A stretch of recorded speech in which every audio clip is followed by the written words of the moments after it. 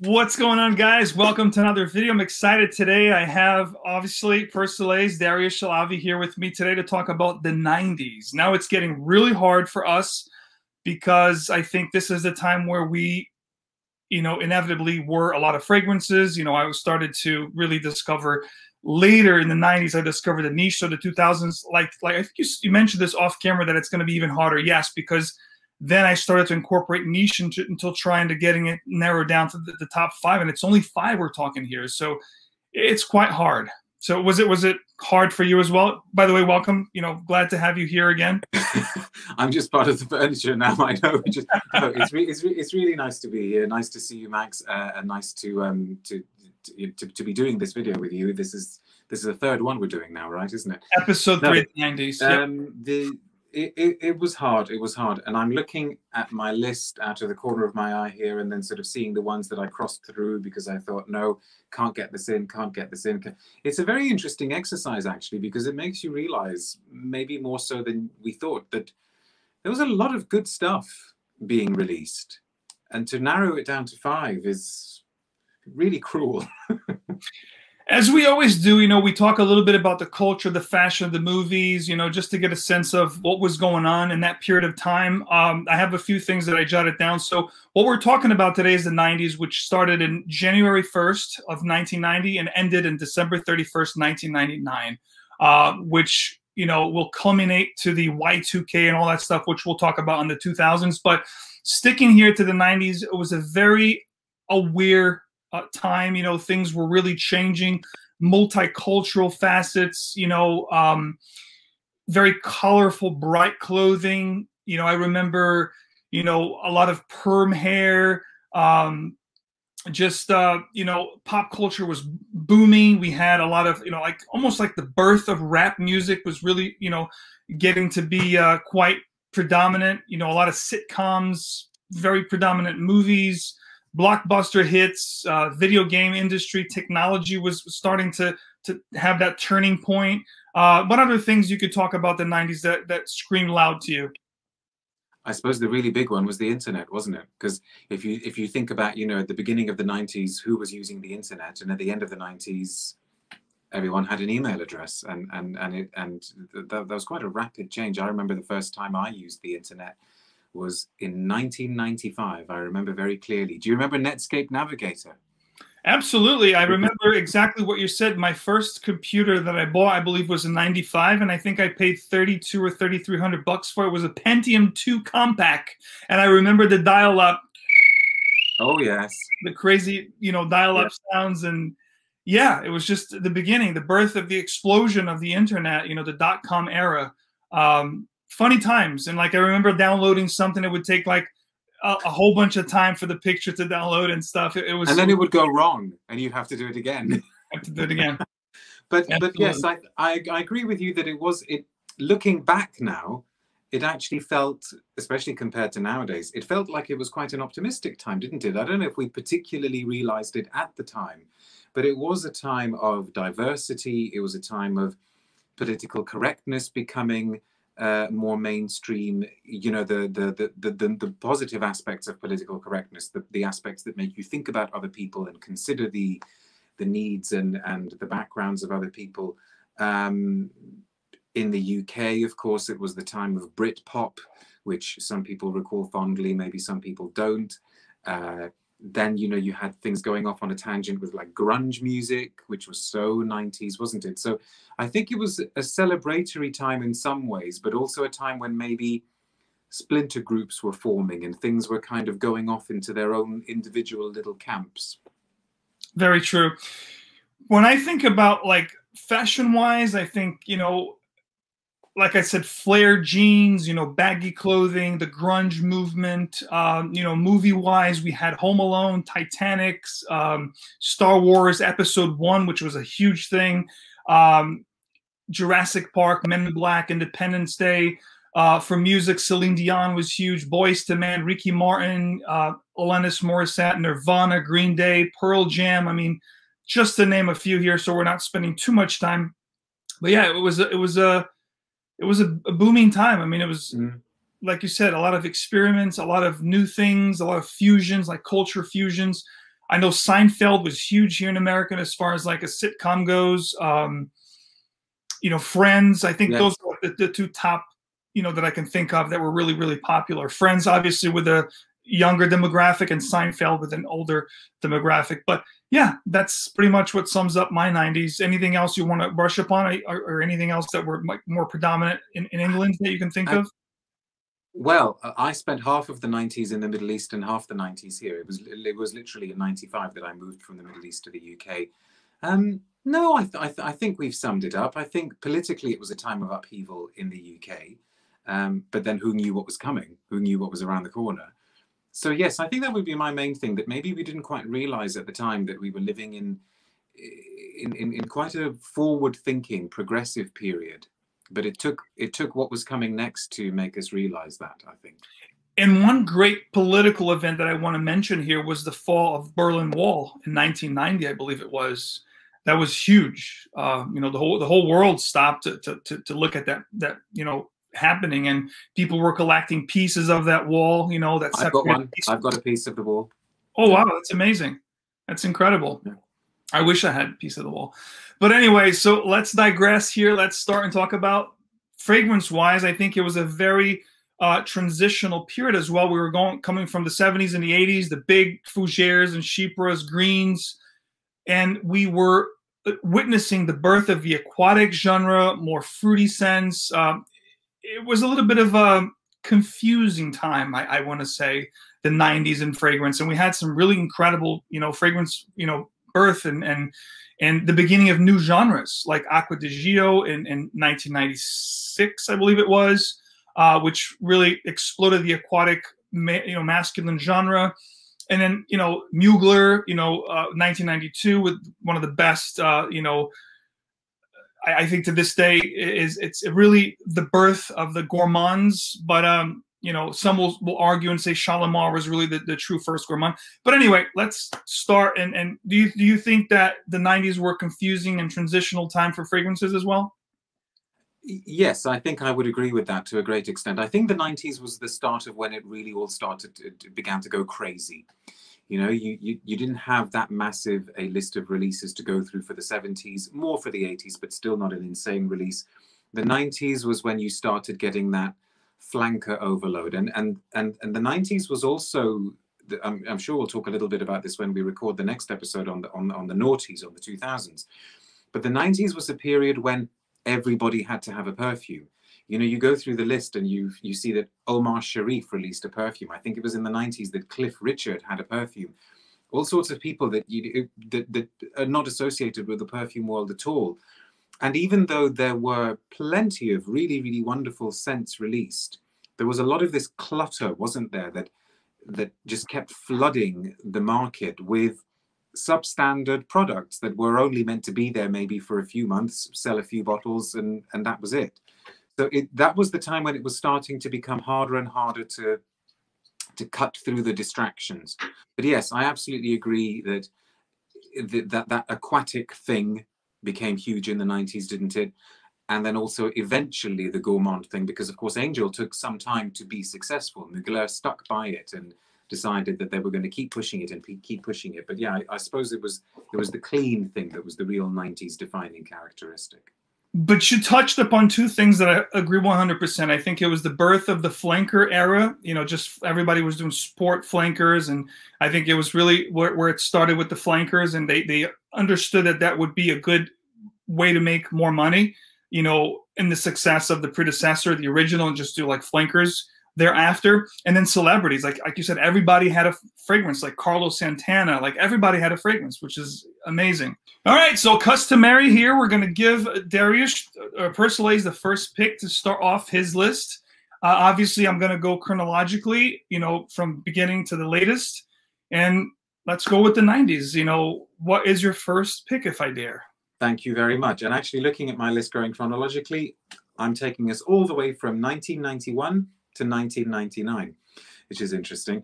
Now, this is an all-time beauty. I absolutely adore this one. This is from 1991, composed by Jean-Louis Suzac and Dominique Ropion. It's Dune from Dior. This is a fairly recentish bottle, but I think Dune is still in pretty good shape. This was the final part of this amazing Dior trilogy, you know, that started with Poison in the 80s. So they went Poison, Fahrenheit, Dune, such just masterpieces of perfumery that were composed under the direction of Maurice Roger. I'm not sure a brand has ever had a run like that. Let's actually make it a little bit more prominent there.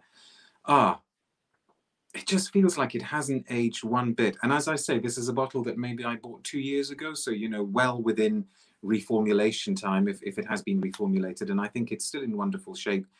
It's what you would call an ambery scent, an oriental, if people want to call it that. But it's unusual in that it's quite a green oriental. And it's got this really, really quite pronounced saline green note. I mean, Dune was always the perfect name for it because it is like this breeze blowing off the sea onto just the most beautiful ambery sands. And it's got a chocolate feel to it. It's got something honeyed, definitely vanillic, sweet. And yet, somehow the overall effect it creates is of melancholy. In the same way as Après Landais from the beginning of the 20th century from Guerlain, I always think of Après Landais as being one of the saddest perfumes ever, but in a beautiful way, in a heartbreaking way. You know, like you're looking at some gorgeous, tragic painting that just sweeps you away. Dune is like that as well. It's one of the most romantic, but romantically sad, emotional perfumes I can think of, and I absolutely adore it. It's just classic. You must have smelt it, right? Absolutely. And there's a funny story with that fragrance. When I was actually dating my second girlfriend, and I spent Christmas Eve at her house, and I remember asking for Dune, but the Dune that I wanted was the masculine version, which I do own. And her mother got me Dune for women, like the one you have on hand. And even though it was a women's fragrance, I actually wore it and I liked it, you know. But I remember vividly wanting to get this Dune. Dune pour, yeah, I wore that a lot. That's really good. It is very good. Yeah. Beautiful fig, you know, very green. But they couldn't find this one, and she got me the Dune for women, thinking she was giving me the right one, and it was the funniest thing. Of course, I didn't tell her it was a woman's perfume. I kept quiet, and I just took it, and fine. But yeah, that's the funny story I have with that one. But it's a great pick. I know it very well. Like you said, it's a great fragrance. 91 was the release date for that one? Yep, apparently so. Wow, I thought it was a little later in the 90s. That's funny, because that was the Christmas of 96. So, wow. Amazing. But yeah, but then I guess you needed the men's one to come out, right? And I think that came out a few years ago. If that's I believe this was released in 96 or 97, so it was a little hard to find when I wanted to get it. That's why I think the only one available was the women's. That's why I think they got me the women's. But it's a funny story. I thought I mentioned that's a great pick. I did not think you were going to go with that. Okay. I thought we were perhaps going to overlap with my pick here, which is, like, by the way, very hard. We're going to do some honorable mentions real quickly at the end because we have to. I mean, this was just so hard to do. This one here was from 92. And like you, this is a more recent bottle. And this is Thierry Mugler. This is Angel, the original Angel. Such a iconic fragrance. I mean, when you look at the 90s, or just when you look at fragrances overall, like if we did an all-time masterpiece, iconic trendsetter kind of a fragrance, this would have to make the list because it really broke the mold. Olivier Cresp with Yves de Chérine were the nose behind this fragrance. I mean, we're talking coconut, honey. Let me go like you do. Let me spray it a little bit here too, because that way we can get like the full effect. I have the beautiful Scent Explorer test strips. Very nice, sir. Very nice. So I can even though you're in New York, I can smell the Angel now. It's so beautiful. It's so like room filling. You know, I smell this. It transports me to the 90s. I remember women, like in New York, this fragrance was very popular, even though it took took maybe a year or two for the fragrance to really take off. But 95, 94, 95, this fragrance was really being worn in New York. You could walk into, just like Baccarat Rouge 540 and Santal 33 is very, like, strongly smelled in New York City. Like, when you walk around, especially, like, prevalent locations like office buildings or general stores, women will wear those two fragrances a lot.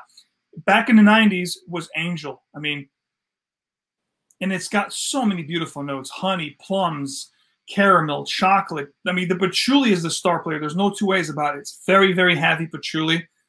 Some floral components, fruity components. But to me, it's a milky, fruity patchouli is the best way to describe this for me. It's a milky, fruity patchouli.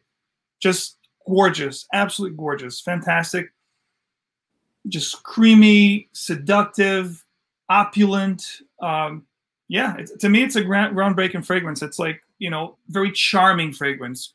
I'm sure you know this fragrance. Did you choose this? Is this your next pick, 92? No, see, because I have a little bit of a confession to make. I mean, Angel absolutely was on my sort of list as I was going through, thinking, okay, maybe this one, because there is no denying its influence. There is no denying its importance. But I'm not that crazy about Angel. Maybe because it was worn to death. You know, maybe I was like Angel overkilled.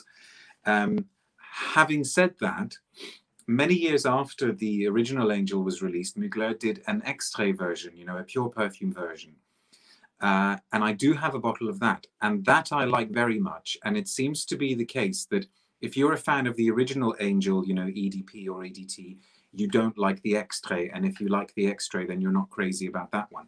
I've always had a lot of time for Mugler's Alien. I think Alien is underrated. But yeah, I mean, Angel would have made it on the list, you know, if we'd had a longer list. But because I just had to choose the 5, I wanted to go with ones that I really, really love as well. But no, exceptional piece of work. And to be quite honest with you, this one here is more floral than the men's version. I really love the men's version even more than this, but because this was the first one, the men's didn't come until like 95. You know, I had to give props to this one just for the actual, you know, composition itself, because the masculine version is quite similar to this one. Perhaps there's more tar and more heavier notes on the masculine. This is a little bit more floral and fruity, but they're quite similar. I'd say, you know, they're like brothers, you know, like very, very similar. Because in the States, the men's one is actually called Angel Men, isn't it? Yes, it's called. Yeah, because no, it's called Amen. Amen. Amen. Okay, yes, that's the same. That's the same as here. And I don't know if you remember the discontinued B-Men. I was always very fond of that. I've got a bottle of B-Men somewhere. Yeah. This is like B-Men? That was good. That was good. And here's Angel Man. There's Amen, yeah. They're just beautiful fragrances, and they're very unique. I mean, Mugler has really fallen over the last few years, and now they've been bought out, and who knows what's going to happen. But for a period of time there, from the 90s until like the you know, late 2000s, they were quite predominant. They were quite strong brand. Really, really. Well, they didn't release a single bad perfume. I mean, their cologne is extraordinary. As I say, Alien is extraordinary, and Womanity was just probably ahead of its time. Womanity was just maybe a little bit too weird, a little bit too out there. But I knew a few people who wore Womanity, and on them it was really something else. But I think it needed time, that one. All right, let's go with your second pick. I'm very, very curious to see what comes next. My second one is from 1992, and I think if we're talking just perfume, this particular brand, they were the brand of the 90s, I think. I could easily have done a sort of top 4 of 90s perfumes just using this brand. Calvin Klein. Calvin Klein? No. This is and this bottle, actually, those people who watch my channel will immediately know what this is when I hold this up, because the label has actually fallen off this one. The brand is Serge Lutens. Serge Lutens came into their own in the 90s, although they were still operating under Shiseido. And this is Féminité du Bois. Now that came out, I forget what the dates are, but they're all on the net. The original version of this was done by Christopher Sheldrake and Pierre Bourdon, and it did come out in the 90s, which is why I'm including it as a 90s perfume. But then what we know of as the current version came out a little bit later. And this, so many perfumers that I've met and interviewed say that this is their favorite perfume of the last sort of, 25, 30 years. They are so full of admiration for this. Angel was influential and important in its own way. So is Féminité du Bois, because it really took this idea of making woods and traditionally masculine wood notes very, very feminine. So there's, it's just heartbreaking again, but in a completely different way, in a more sensuous way to Dune. It takes this cedar and incense note, a really, really clean cedar, but adds touches of candied fruit, boiled fruit. So it's like very, very, very classy potpourri, or like, drawer liners that have got things like cinnamon and nutmeg and cloves, all on this fantastic, clean cedar base. It's one of my favorites of all time. I absolutely love my wife wearing it. And it's one of the few perfumes for which I always have to have a backup, because I think if she finishes it, then I need to be able to have a backup to gift to her straight away, because it's just something else. Please tell me you've tried it, Max. No, I have not tried it. And believe me, I have a very extensive Serge Lutens collection. I probably have about 25 references from the brand. And funny enough, I've not try that one, because normally from Serge Lutens I try to get the heavier, stronger, like Ambre Sultans and the Musk Blanc. I like the heavier, but excuse me, I have not tried that one.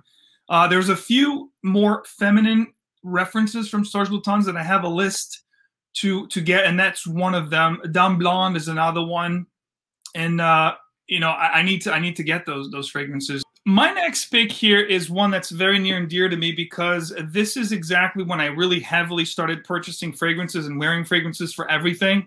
And I remember in high school being one of the guys that, wasn't just wearing Axe deodorant. I was actually wearing fragrances. And this is one that got me a lot of compliments. It is the fragrance that I was wearing when I had my first job interview, which, by the way, I was working at Burger King part-time. It was my first job. And we're talking the 90s. This one here from 1994. And I believe I was a sophomore in high school back then. And from, like you talked about, brands that would exemplify the 90s, I think Calvin Klein, when it comes to designers, of course, I think Calvin Klein and Ralph Lauren were very predominant in releases, especially here in the US. They were American brands, and they were releasing a lot of flankers, a lot of different fragrances, and people were wearing those fragrances like crazy, which we'll talk about, honorable mentions. But the fragrance here we're talking about is a 1994 release, Polo Sport. This fragrance here, this is a vintage formulation, which has the metal color. If you get a current formulation, this is going to be plastic blue, which the fragrance has been completely neutered. But if you manage to find, oh, it's so good. The way to describe this, and I think because you have this element of nostalgia and emotional attachment, it just becomes even better. But it is a beautiful fragrance. This is a green aromatic. The way I would describe this fragrance is if you took CK1, CKB, you fused them together, you'd get this fragrance. It's got aldehydes, it's got mint, lavender, tons of fruits, tons of florals, and for a masculine fragrance, it has an aquatic tinge, but it's not really an aquatic fragrance. It's more of a woody, aromatic, floral, and very fruity as well. And I remember blowing my mind when I smelled this at a Macy's in the 90s. I think when it first came out, I bought a bottle, and I would get compliments, in school. Just smells very fresh, very uplifting. There's a gorgeous, seagrass / rose kind of a mid. So it's a little bit rosy as well. The base, you have this gorgeous sensual white musk with creamy sandalwood. It's very multifaceted. Brazilian rosewood. I mean, kind of complex, really. It's not that simple of a fragrance as you would think by the bottle. It looks very sporty, very, silly with the American flag there. But it is a very, very nice scent. And, if you can manage to find a vintage bottle like this with the silver color, I'm telling you, it's long lasting as well. And I loved it. It was like something, because back then I was wearing Calvin, the original Calvin, which was a heavy fougere type of fragrance, and then to transition to something like this as my signature scent was something of like, wow, this is something different, you know. Yeah, I love it. Very fruity, very floral, a little bit aldehydic, very sensual, musky, very different from anything I've tried up to this point. This is like my introduction to the aquatic genres. Are you familiar with this one? I haven't smelt it for a long time, Max. I was just kind of thinking now, you know, a brand like Ralph Lauren, Calvin Klein, we expected them to release stuff that was worthy of our time and attention in those days. And a lot of the time they did. You know, one perfume, because you were saying 94 and I thought you were going to go CK1. CK1 nearly made it onto my list because, again, such an important, influential perfume. I wore CK1 to death in the mid-90s. And it's so sad in a way how these brands have gone, because they released stuff that was perfectly creditable. No, that one I haven't smelt for a long time, so I'm not going to pretend that I'm familiar with it. And the sad thing too, as you're saying, like CK1 I wore heavily. CK1 at the time was like my gym casual scent, and Polo Sport was my little dressier when I was like really trying to impress people for dates. Like this was my scent. And it's sad to see, number one, these fragrances completely neutered now, completely, you know, I mean, when you smell these fragrances today, you're lucky to get 30, 40 minutes out of them. They're just very faint, you know. It's almost like they should have just discontinued them. You know, like what is the reasoning behind such horrible formulation these days? Like this is something I really want to understand. Like what went wrong? Like why do they change them so much? I mean, for somebody that never ever tried these fragrances in their original form, they don't know what they're missing. But you know, if you were around when they first released these fragrances, they were groundbreaking, trendsetter, you know, amazing fragrances, you know. And CK1 nearly made my list, and it was very hard not to keep it on the list. And of course, we're going to talk about it with the honorable mentions. But let's go with your third pick.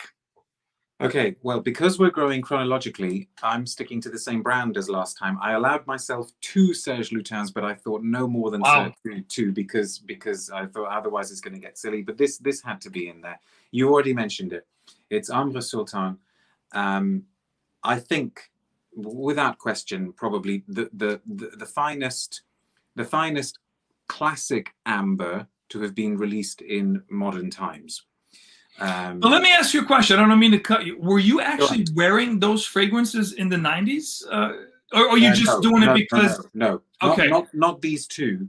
I'm looking at my list. But for example, Dune I would have been very, very heavily aware of because my mum... you see what I'm asking here is because your picks are far more intricate and better than my picks. But the reason being, I'm only picking stuff that's near and dear to my heart. I'm picking stuff that I actually wore in the 90s. That's why I think the difference between our lists, I think you always try to find out the best from those decades, which is great. I like that you do that. But for me, I actually try to pick stuff that's really important and meaningful to me. Like I didn't know those fragrances in the 90s. I didn't discover Serge Lutens until, you know, the late 2000s. I think 2008, 2009 is when I discovered Serge Lutens. So that's why. But I think your picks, I mean, especially... No, and I think that's an important distinction to make because, for example, had we been going with what I was wearing a lot of, then CK1 would have made the list. I'm only looking down here and, you know, Chanel's Egoist would have made my list. Paloma Picasso's Minotaur would have made my list. And the Dune for men would have made my list. But no, I guess how I've approached it now is to kind of look at everything that was released then and think, okay, what are the best? But Ambre Sultan, that's a good approach. Composed by Christopher Sheldrake.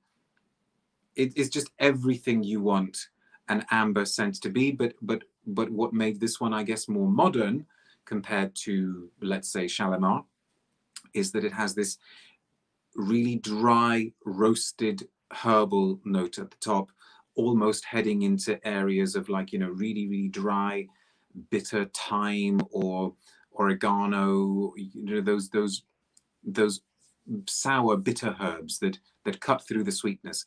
But this is smoky. And I know it's such a cliche that if you've got something called Ambre Sultan, you sort of picture standing in the middle of a desert or something. But you do. I have even though I lived for as long as I did it in the Middle East, I never actually stood in the middle of a desert. But this makes you think of golden dunes and the sun beating down on them and complete and utter silence and nothing for as far as the eye can see.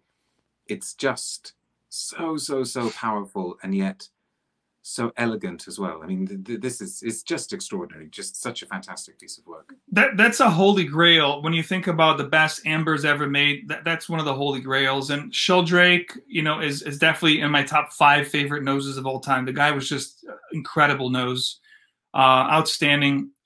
It's a shame that people don't talk more about him. I mean, he's incredible.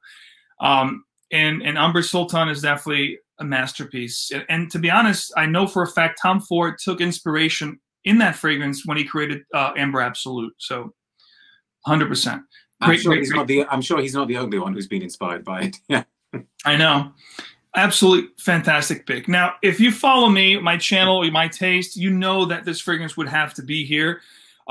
Just like, you know, Azzaro Pour Homme, people associate that fragrance with me, how much I love that fragrance. Hair-chested, you know, just one of those powerhouse. This fragrance here to me was a quintessential gentleman fragrance, and I have a funny story with this one. This is like late 90s now. I'm no longer working at Burger King, and this is like my junior to my senior year in high school. Now I'm working at Dunkin' Donuts, serving coffee, and I remember memorizing. I have a very good memory, you know, with numbers and people's names, so I would remember people's names, their birthday, and I remember this one customer. You know, I would see him parking, and I would have this coffee ready on the counter. And this guy was an Italian guy with a mustache. He worked out. He was always wearing a tank top, sunglasses, one of those funny Italians, typical. He would walk in, and I would say, "Hey, how you doing, Joe? Hey, what's going on?" So this one day he walks in, and I can smell him from the door, which is like, you know, a few feet away. And I was like, "Joe, I have to ask you, what the hell are you wearing today? You smell so good." And he's like, "Well, you know, you can't find it here. It's from Middle East." Well, please let me know because I need to find this. So he gives me the name. And it's like, you cannot find this. It's not in America. You can only find it overseas. So I find somebody to get me a couple bottles of this, and it's just pure magic. To this day is my favorite fragrance. If I can only keep one, this would probably be it. This would be my really? Yes. I'm really because you said late 90s, but something hairy chested and big. I have no idea. Azzaro is hairy chested, and I'm saying if you know me, you know I like powerful fragrances. So this is an amazing fragrance. You know, this is Dolce & Gabbana Pour Homme. Ah, okay. The one with the sticker, released in 1994, made in Italy. It has since been reformulated, I think, 4 times. Then it was made in Germany, and then they made it in UK. That's when they really toned it down. Whatever is available today is nothing like this fragrance. The closest you can get to experiencing this fragrance is if you get the 2013 Dolce & Gabbana Intenso. It's the closest you're going to get to this. But the original formulation is a barbershop lavender infused with tobacco. It's like a honey tobacco / lavender. Just absolutely stunning fragrance. I mean, I don't know if you have experienced this fragrance before, but I tell anybody that loves a fougere to try this. This is next level stuff. I mean, I've never tried anything so good as this. And this is a fragrance that has gotten me the most positive attention ever. Like every time I wear this, inevitably someone will say, "What are you wearing? You know, where can I get it?" Because there's nothing that smells quite like this. It's really nice actually seeing how animated you're becoming. Your face is like lit up with excitement over how much you love this. I can't say that I think I smelled the original one of that. I can't say that I so good. Max Gavari is the nose behind this. Oh, okay. Well, yeah, big nose, and his son is a big perfumer as well now. This is powerful. This is elegant. This is, you know, warm. It's sensual. I mean, the adjectives just go on and on. And it just, it takes me back to that time, junior, senior. We are going to have such a, if ever I manage to make it across the Atlantic, we're going to have such a smelling session, Max, when you let me smell some of these gems. I can't wait. I can't wait. I can't wait to host you one day. You know, we'll have some wine, we'll enjoy, and I'll definitely take you through a lot of the fragrances that, you know, you probably haven't experienced. And of course, I'd love to check out your library because I'm sure you have a lot of stuff that I haven't experienced. So well, it would be amazing. Have to make one day when it's all possible, we'll have to make the trip. But no, that's an interest. I know that in the past you mentioned that one, so I should have been able to guess. Yeah, this is 1994 creation, and to me, it was something so magical because it took the fougere element and added these modern components, which, I mean, the tobacco, it's like a blonde tobacco, like a tobacco leaf with the lavender, and it's a little bit spicy. It's a little bit creamy. There's cinnamon, there's sandalwood, but it's just so magical. It's something about me with my body chemistry just works perfectly. And like I said, it never, every time I wear it, every time, there hasn't been one time that I wore this fragrance that somebody didn't say, man, what are you wearing? Somebody smells really good in here. And it's this fragrance. So It's very special to me. But let's go with your fourth pick. I'm very curious. My fourth one makes us skip a few years now. So we're almost at the end of the 90s. And this is 1998. And this is actually by a perfumer who came into his own in the 90s and became a very, very sort of important perfumer in the 21st century.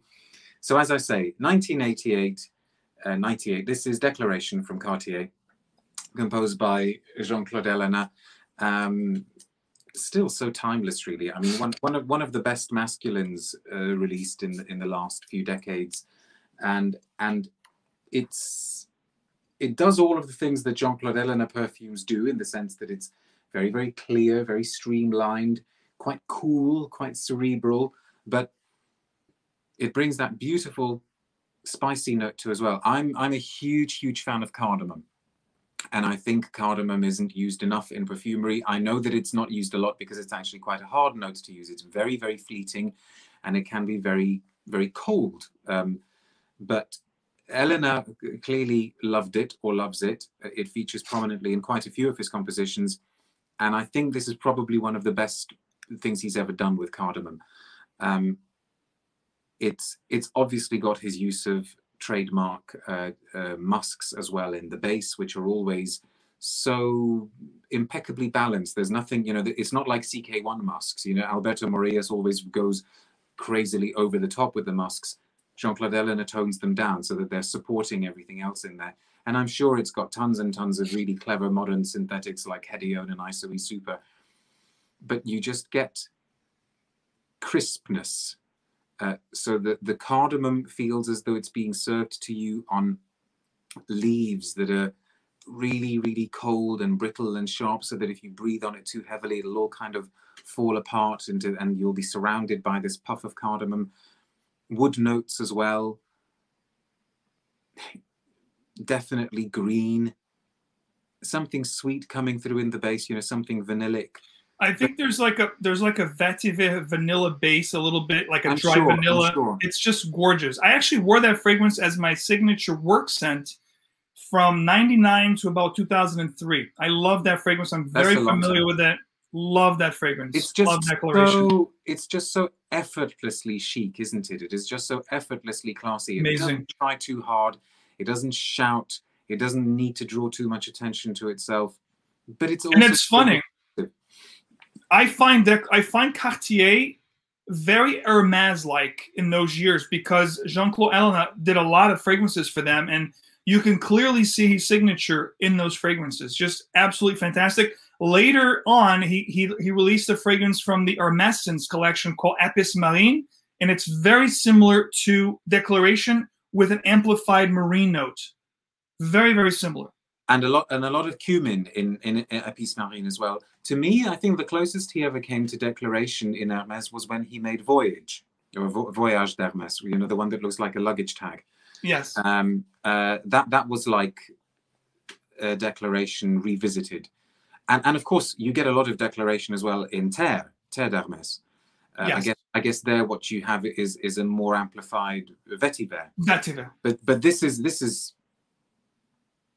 But they could be cousins. I know what you're saying. Totally, like, totally. There's definitely Declaration in Terre d'Hermès. It's just very earthy, smoky vetiver with an orange note. But I understand it's like they could be related for sure. And it's a perfume as well that works in lots and lots of different forms. I love having Déclaration as a shower gel because it's so intensely refreshing. So isn't beautiful. it? Yes. Without going to like citrus cliches. So that was the one. That was one of the ones where I kind of thought, do I leave it in? Do I take it out? But in the end, I thought, no. You wear it a lot. I have worn it on and off for a long time, so I thought. I love that fragrance, and I regret a little bit not leaving it on. But the reason why I didn't leave it on is because this next one, I remember Déclaration, like I said, I wore for many years as a work scent, and it could have been here, it should have been here. But the one I'm going to talk about right now is one that I wore mostly for dates and night outs. I remember discovering this fragrance and really blowing my mind because even though it was released for men's, it had like a more distinguishable women kind of a fragrance feel to me because it was very sweet and heavy. There was a note of absinthe here, which was very intriguing to me. We're talking 1997, you know, spicy absinthe, leathery tobacco, very unique, very intriguing, very heavy, powerful. Nothing like I've ever tried before. Like this really blew my mind. And it was also a Dolce & Gabbana release from 1997. Even the bottle looks very tacky. This is called By Men from 97. I don't know if you ever tried this fragrance. I do remember that coming out, but it's been forever since I smelt it. Very, very intriguing, Darius. Just very intriguing. It's this very heady, sweet lavender, absinthe, tobacco, and leather, ambery kind of a scent. Tons of pepper, lots of spices. There's definitely sandalwood. It gets creamy as it dries down. It warms up on your skin. There's guaiac wood. It's just very sultry, very heady. And I remember smelling it for the first time. I was like, man, this should have been a women's release because it's really, I mean, even the bottle with the zebra print and everything, it was really ahead of its time for Dolce & Gabbana. And it didn't do well because it was released in 97. I think by 99, it was already being discontinued, you know, a couple years down the line. And very hard to find something you couldn't easily find. And these days, you know, a bottle like this, discontinued, it fetches $500 to $700 on eBay. But I loved it. And the reason why I loved it, because I didn't like it so much for myself, but I remember wearing it and women loved it on me. Like they loved the way it smelled. It was very, you know, sensual, very creamy, very sweet and spicy. Very intriguing smell. You know, like I said, there's nothing to this day that I've smelled that is quite similar to this fragrance. And if you haven't tried this one, Darius, when we meet, you're definitely going to smell it because it's just one of those fragrances. Very room feeling, very, you know, powerful in a way. It almost gives off a licorice vibe, even though there's no licorice written in the notes. It gives me like a licorice. Think Lolita Lampica. It gives me off a little bit of a Lolita Lampica vibe. Yeah, and that was an interesting one as well. Though it sounds like it was a bit ahead of its time again. Ahead of its time, for sure. But very, very nice. Very, very nice. So now you're on to your last one. Yes, last one. And this is one that I think maybe people watching will kind of raise their eyebrows and they'll think, what, really? This one is one of the best of the 90s? But I think it's kind of unique. And heaven knows, I still wear it a lot. I have worn it. I didn't wear it in the 90s. I mean, it only came out in 1999 anyway. But I just think it's genius perfumery. It's from when Guerlain released their Aqua Allegoria range in 1999. And the Aqua Allegorias were always meant to be simpler compositions, more like 1 accord, 2 accords. And this is one of the original Aqua Allegorias, and it's still in the range now because they keep adding scents to the range and keep taking it away. This is Herba Fresca, or Herba Fresca, I suppose you have to say if we're doing the French thing. And this was composed by Mathilde Laurent before she went over to become in-house perfumer at Cartier. And this is unique, I think. Or certainly was at the time. You know, there may have been some clones of it, even though I don't know of anything that really matches this. It's just extraordinary because, you know, mintiness in perfumes, I don't know if you agree, Max, but it's hard to do minty in a way that doesn't make you think you've just opened a tube of toothpaste, right? And it's interesting because Mathilde Laurent revisited mint in Roadster for Cartier. And I think Roadster actually doesn't quite do the job. I think Roadster does start going a little bit into toothpaste territory. But this is, for something that is supposed to be herbal and fresh, so Herba, Fresca, and herbal and cold, it is just genius because it doesn't go for a single cliche that you would imagine. It doesn't do the whole bergamot, lemon, mandarin thing at all. It brings in mintiness, but with a quite sweet, almost like bubblegum note. Wow. But the two go together perfectly. So the mintiness stops the bubblegum note from becoming too ditzy, too sweet, too bubblegummy, and the two complement each other really well. So that it's green and sweet. It's kind of ice blue cold, but also pink because of the bubblegum. And there's something very, very sci-fi about it. You know, I've written about it in the past in terms of it being like mint growing on you know, in some kind of hydroponic pod on the dark side of the moon or something. It is completely unique. And as soon as I don't often tailor my perfume wearing to the weather, but here in the south of England, sometimes you get days that are very, very heavy and muggy and humid. Not many, but they do happen. And this just seems to cut through that mugginess perfectly. And whenever you get a day like that, I just think I need to spray some Herba Fresca because it just seems to like diffuse the heaviness around you. It's just fantastic. It's just fantastic and easily one of the best things that Mathilde Laurent has ever done. And that's from 1999. Yes. Wow, I don't own that one. That one is one of the ones that's been on my list, and I'm definitely inclined to pick one up maybe to wear this summertime. It's really Sounds good. amazing. You know, cut grass note. She also revisited that territory when she did one of the hours for Cartier. I think it was the third hour, which is a super, super, super, super green lavender scent. Again, amazing. This was the birth of all of those ideas, I think. She's a great nose, no question about it. No question about it. Now, my last pick here is perhaps arguably the best from the 90s. I think when I think about the 90s, I think this is a lost jewel, a lost hidden gem that many didn't talk about it back then. It wasn't heavily worn.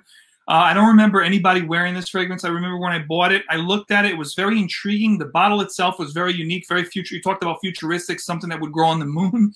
The bottle itself was very weird looking. The color of the juice was very weird and unique. But the smell was just, I mean, what it evokes to me, the smell of a CEO, of somebody in control, a figure of power.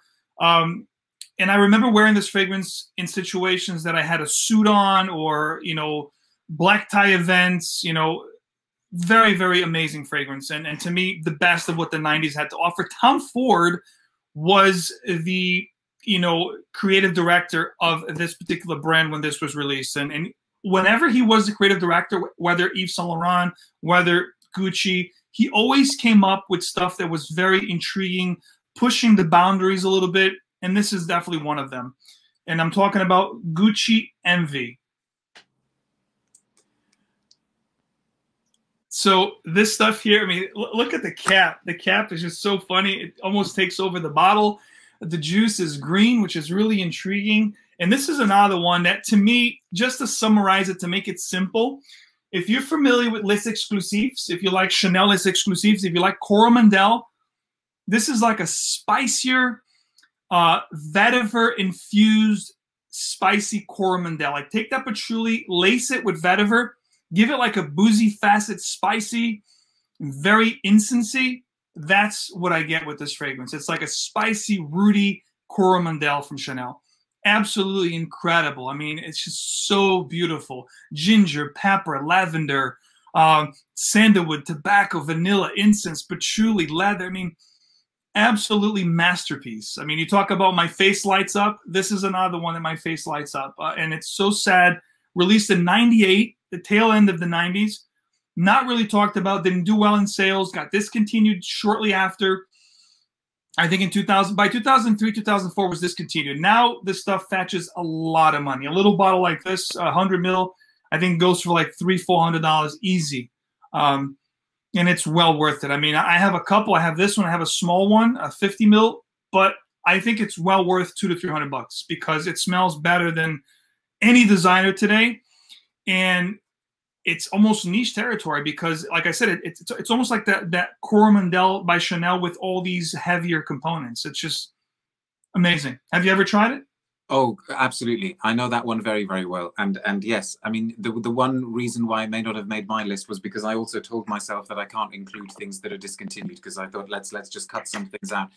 But no, actually, that was the signature for a long time of one of my stepsons. And so that was the thing that you always had to get him. I'm pleased you say ginger, because for me, it's always the ginger that comes out with sage. The opening is very green, cardamom, fizzy ginger, but then it goes into that deeper, darker elements in the base into the dried up. But yeah, the beginning, that ginger is very in your face. Yeah. No, absolutely. A few years ago, and we're talking like maybe 5-6 years ago now, we were on holiday in the south of France, and when we go to the south of France, we usually drive down, and so because it means then we've got the car and we can do day trips. And one time we were driving across the French-Italian border, and it was just some little town somewhere between Ventimiglia and San Remo. We decided to stop for lunch, and there was an old-looking perfumery, and I found a completely sealed bottle of Envy for Men, and I bought it straight away for my stepson, and saved it for that next coming Christmas to give it to him as a gift. No, that was very special. That perfume was really good, really good. So good. Just wrap it up with the honorable mentions. I'll go with my honorable mentions, and then you can do yours, and I'm gonna just zip through them because we have another video that we're going to do, and this was very hard to leave off, guys. So Cartier Pasha EDT from '92. Balenciaga Pour Homme 1990, CK Eternity for Men 1990, Acqua di Gio 1996 from Armani, Jean-Paul Gaultier Le Male, a Francis Kurgan composition from 95, Ralph Lauren Safari 93, Tommy Hilfiger 1995, the masculine one, Angel for Men 96, Givenchy Insensé from 93, one of the best floral masculines ever created, Azzaro Chrome 96, Blue Jeans by Versace 94, Catalyst for Men 1994 by Halston, Ungaro L'Homme 1, 2, and 3, all released in 1991 and 93 respectively. And last but not least, Quasar by Jesus del Pozo from 1994, which included the note of banana leaf, which was very intriguing, very unique. And of course, CK1 and CKB 94, 96. I mean, the list goes on and on. Abercrombie and Fitch, Woods 97, Nautica, the original blue from 92, Hugo Boss, Hugo from 95, Liz Claiborne, Curve, which was very popular here, released in 96. And last but not least, Clinique, Happy, 1999. Oof. Those are my honorable mentions, and very hard to keep them off the list. And how fascinating as well that even in our honorable mentions, we don't overlap so much. I mean, I've got from 1999 Guerlain's Guet-Apens, also by Mathilde Laurent. CK1 we mentioned. Comme des Garçons White, I think, deserves a mention. From L'Artisan Parfumeur, Olivier Jacobetti's Zing, very, very influential perfume, which I absolutely adore. We talked about Egoist earlier. I love Guerlain's Heritage. Serge Lutens I could have gone on and on about, but the one that nearly made it onto this list, and I thought, no, I can't have 3 from Serge Lutens, is Iris Silver Mist. Just so stunning. Kenzo Jungle for Men. I really love Jungle Homme. And interestingly, we haven't said Issey Miyake, but we need to say Issey Miyake as well, because they were the l'Odyssée and l'Odyssée pour Homme were so influential in Europe and in the UK. No, l'Odyssée pour Homme came out in 94, right? Oh, I can't remember, but I think it came out in 94, and Acqua di Gio came out in 96, and I bet you Alberto Marias took notes from that particular fragrance because they're very similar. Even the bottle is frosted, just like Acqua di Gio. So I think they took notes from that fragrance, and you're right, that deserves a mention. Oh, absolutely. And another underrated Guerlain one is Samsara. I've always had a lot of time for Samsara, but I know people kind of find it a little bit too cloying and heavy. But there were some goodies. There were some goodies in the 90s. Was this one from the 90s as well? Shiseido Basala. I don't know. I don't know, but that I looks think like this is that looks like one to hang on to, Max, of whatever that is. You know what? You seriously, you need to go to Japan. You will find such gems if you go to Japan. We should go together. Oh, can you imagine karaoke with Persolaise and Max? Let's do it. Can we do it? And we'll broadcast it live from there. One day, if we could, that would be amazing. That would be amazing. Anyway, we should plan on that. That would be a lot of fun. Live from Japan. Can you imagine? That would Hi. Well, ladies and gentlemen, it's a lot of fun. I can talk fragrances with Persolaise for hours. It's a lot of fun. We share this sentiment, this love for these, you know, potion little juices here that we love so much, and it's always a pleasure to share them with you. I hope you guys enjoyed the 90s. Stay tuned because the 2000s are next, and it's getting even harder to pick these fragrances. Any parting words, Darius? Thanks so much for being here with me. Just as always, thank you for having me, and thanks for sharing those picks. I mean, it was really fascinating. Fragrance is emotion, guys. So wear what truly moves you. We'll see you right back here again with the 2000s. Take care.